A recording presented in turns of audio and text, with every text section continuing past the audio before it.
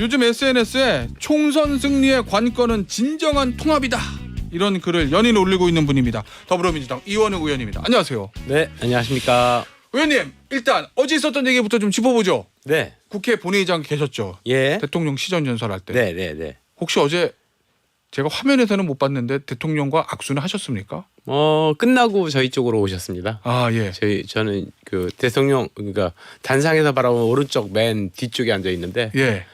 그래가지고 뭐 당연히 악수 일어서서 정중하게 했습니다. 아, 그러세요. 어제 이제 화면에서 몇몇 의원들은 이제 악수를 일어서서 하시는 분도 있고, 뭐 언론 평가로 노룩 악수다, 그러니까. 뭐 이런 평가하는 이렇게 하는 의원들도 있던데, 이거 뭐 저희가 제가 어떻게 봐야 이제 돼요? 들어가실 때 야당인데. 저쪽으로 이렇게 들어가는 걸 보면서, 예. 예. 그러니까 일부 의원들은 인식을 못했던 것 같기도 하고, 예. 왜냐하면 뒤쪽에서 들어가면서 이렇게 예, 예. 하니까.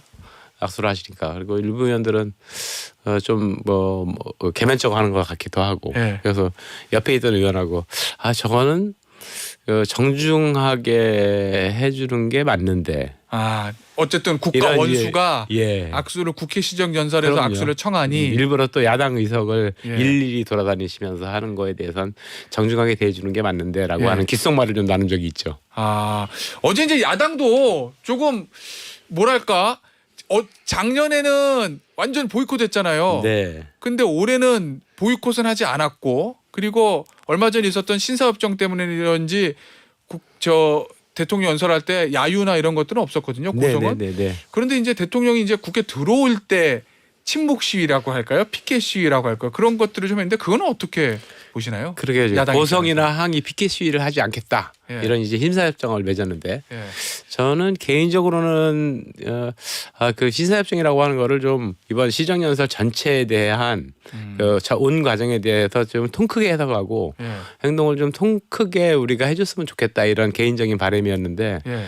그러면 대통령 국회 들어올 때 들어올 때 피켓 시위도 안 충분히 하는 이런 게 것들도 맞았다? 좀 저한테는 좀 아쉽다를 하는 느낌이었습니다. 그런데 그 이제 직전에 의원총회를 했거든요. 예. 근데 의원총회에서 그 최소한의 행위를 좀 하자라고 하는 걸로 의견이 모아져서 예. 이제 뭐 거기 동참하기 저도 당연히 음. 의원총회에서 의결 사항이니까 동참해서 침묵 시위와 같이 동참했죠. 근데 제 개인적 생각은 하여튼 그냥 통 크게 신사협정을 맺어주고 우리가 네. 오히려 더 따뜻하게 막 박수까지 쳐주면서 맞아주자. 예. 그러면 대통령도 좀 변화의 폭이 좀 커지지 않겠냐. 예. 뭐 이런 생각이었습니다. 어제 이제 보니까 뭐 몇몇 의원들 뭐 노룩 악수 뭐 그건 그렇다 하더라도 이 김용민 의원이 대통령과 악수하고 나서 이제 뭐라고 얘기하는 게 언론에 화면에 잡히긴 잡혔거든요. 네. 마스크를 쓰고 있어서 대통령 못 들은 것 같은데 그 이후에 본인의 페북에 내가 대통령한테 그만두세요라고 얘기했다, 이렇게 네. 글을 올렸어요. 이 김용민 의원의 요 행동은 어떻게 평가해야 될까요? 네, 저도 기사에서 봤는데요. 주변 의원들은 또 이제 들은 바가 없다라고 얘기를 하고, 예. 그러니까 뭐 그 행동의 평가는 여태껏 김용민 의원이 이제 보여왔듯이 예. 적극적 지지자들, 예. 개딸이라고 통칭되는 그런 사람들 입장에서는 굉장히 아주 뭐 박수 치고 환호할 일이겠죠. 아, 우리 김용민 의원이 한 역시 번 했어. 우리 김용민 의원이다. 예. 하여튼 그런 것을 염두에 두고 한 행동이 아닌가 싶은데 예. 저는 아까도 말씀드렸듯이 이제 그런 것보다는 오히려 이제 민주당이 예. 160석이 훨씬 넘는 과반 제1당으로서 대통령 들어오실 때 그냥 뭐 박수도 쳐주고 같이 뭐 이랬으면은 예. 오히려 야 민주당 진짜 변했다. 어떻게 저러지? 예. 라고 하면서 이번에 대통령이 일일이 악수하고 다니는 거가 크게 부각이 됐는데 예. 야 민주당이 박수를 치네.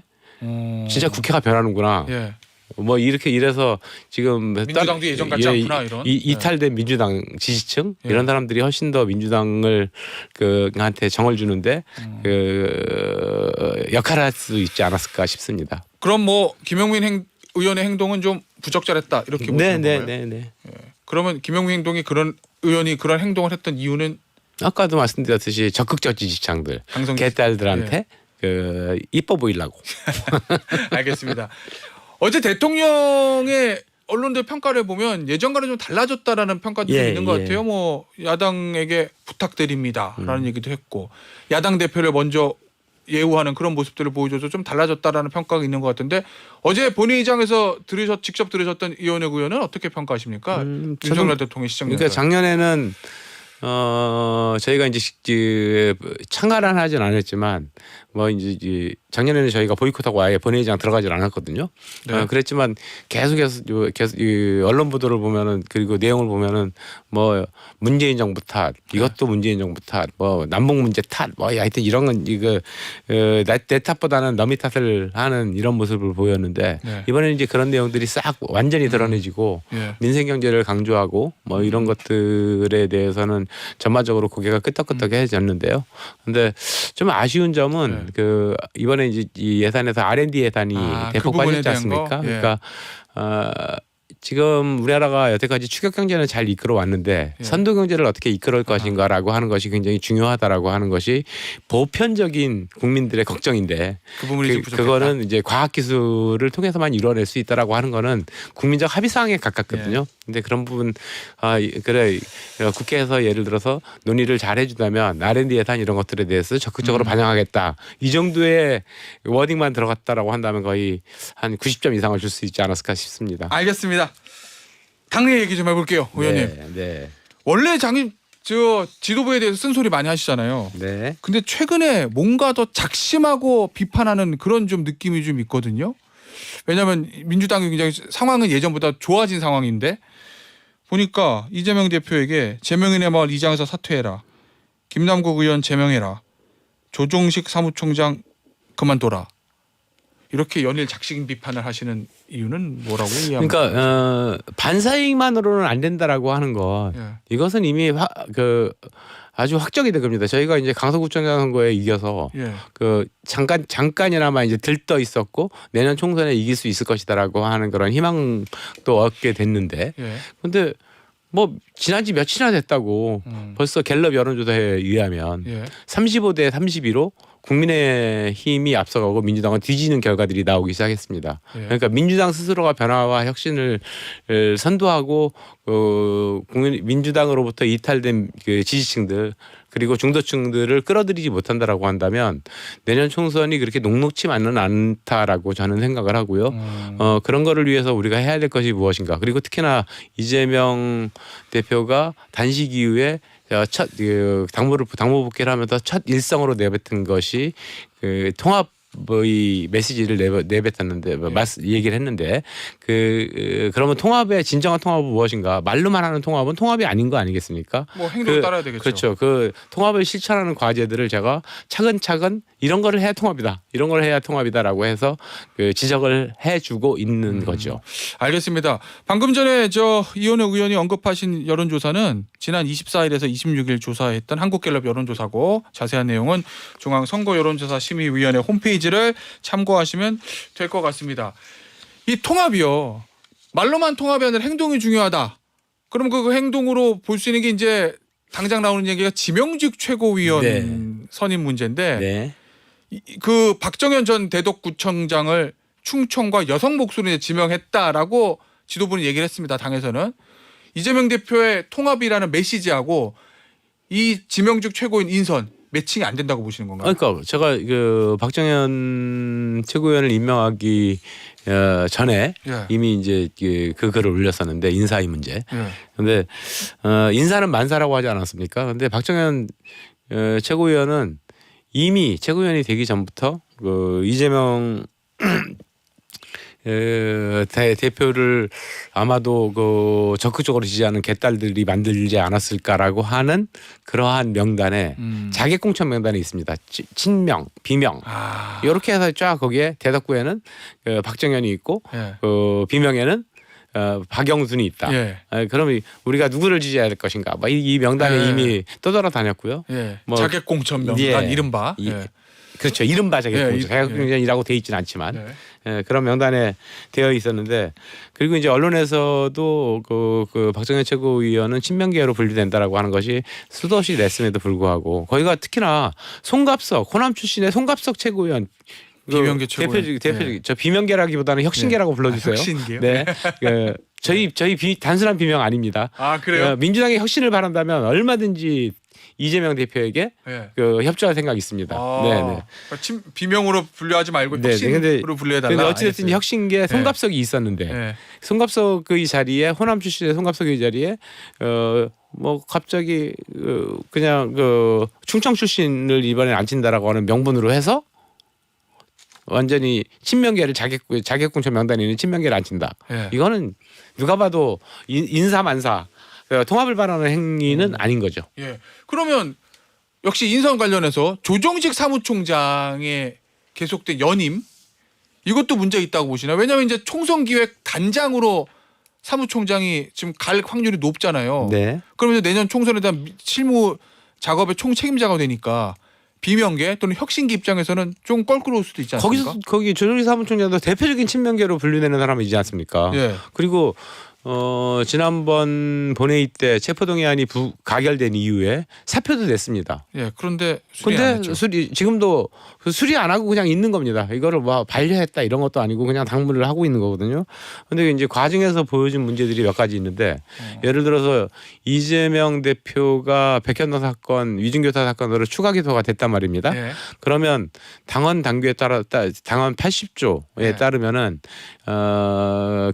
기소가 되면은 일단 당무를 정지하고 예. 당무위원회에서 정치적 기손집 봐야 되고. 그렇죠. 예. 그리고 논의를 해서 이제 결정을 해야 되는데 그럼 기소가 됐는데도 불구하고 지금 아무런 행위를 하잖아요. 그러니까 이게 사무총장으로서 해야 돼. 당헌도 어기고 있고 이미 사표도 냈었고 왜 이 사무총장에 대해서는 그냥 계속 직을 수행하고 있는가? 그거는 해석하면 친명이기 때문이라고 하는 것뿐이 해석이 안 되는 거죠. 자, 그러면 이 친명계 조정식 사무총장을 앞세워서 내년 총선에서 이른바 비명계 또는 혁신계 의원들에 대한 보복 공천, 이른바 자객 공천 이런 게 현실화될 가능성은 있다고 보세요? 뭔가 앞으로 이제 여러 가지들이 남았는데요. 예를 들어서 지금 진행되고 있는 선출직 공직자 평가위원회가 있습니다. 예. 성기도 교수가 하고 있는 거기에서 어떤 평가들을 해낼지 이건 완전히 비밀리에 진행되고 있어가지고 모르고요. 거기에 특히 이제 평가의 과정에서 총선기획단장이나 사무총장은 굉장히 지대한 역할을 하는데 그것이 정량적 평가가 아니고 정성적 평가 비중이 굉장히 높습니다. 뭐 그런 데서 얼마든지 영향력을 발휘할 수 있을 텐데 그러기 위해서는 이런 우려를 불식시키기 위해서는 최소한 중립적인 중립지대에 있는 의원이 들어가서 사무총장을 맡고 뭐 이런 것들이 필요하다는 주장이죠. 어제 고민정 최고위원 인터뷰했는데 고민정 최고위원이 이렇게 얘기하더라고요. 나는 비명계다. 그런데 나도 사의를 표명했는데 대표가 내 사의는 수용하지 않았다. 인선은 전체를 봐야지 몇 건만 보고서는 친명 일색이다 이렇게 평가할 수 없다라고 얘기하던데. 약간 다르죠. 왜냐하면 거기는 선출직이었으니까. 아, 그래요. 네. 선출직 그러면 이제 공석이 되면은 거기 또 추가 선거를 해야 되고 이런 거여서 고민정 최고를 바라보는 것과 임명지 최고위원을 바라보는 거는 선이 좀 다를 뿐이 없습니다. 알겠습니다. 네. 지금 김남국 의원의 제명은 왜 다시 얘기를 하시는 겁니까? 아니 김남국 의원 문제는 정말 민주당이 김연경 혁신위를 출범시킬 정도로 당시에 아주 민주당의 도덕성과 신뢰를 완전히 잃어버리게 되는 국민들로부터 완전히 질타를 받은 행위였고요. 그리고 특히나 뭐 민주당의 미래 가치를 앞으로 실현한다라고 한다면 제일 중요한 청년층으로부터는 굉장한 불신을 만든 그런 문제였거든요. 그런데 시간이 지나면서 어물쩍 넘어가요. 지금 그것을 얼마든지 지금도 아직 할 수 있는 기회가 남아 있습니다. 그러니까 국회 윤리특위 자문기구에서는 이미 제명하는 것이 올바르다라고 하는 결정을 내고 건의를 했고요. 그리고 근데 소위에서 갑자기 그거를 이제 무산을 시켰고, 근데 소위 결정이 최종은 아니거든요. 윤리특위 전체 회의에서 다시 논의를 해서 결정을 하면 됩니다. 그래서 민주당의 신뢰를 회복하고 도덕성을 회복하기 위한 길들이 여러 가지가 있는데 아까도 말씀드렸던 뭐 인사의 문제라든가 여러 가지 있는데 그 중에 하나의 핵심이 김남국 돈봉투 사건이었다. 김남국 코인 사건이었다. 이 문제에 대해서 매듭을 짓고 넘어가자. 이 말씀을 드리는 겁니다. 알겠습니다. 오늘 이원욱 의원과 인터뷰는요 여기서 마무리해야 될 것 같습니다. 지금까지 더불어민주당의 시간이 좀 더 있기 때문에 한 질문 하나 제가 더 드릴게요. 김포 지금 서울로 편입하는 문제 나왔잖아요.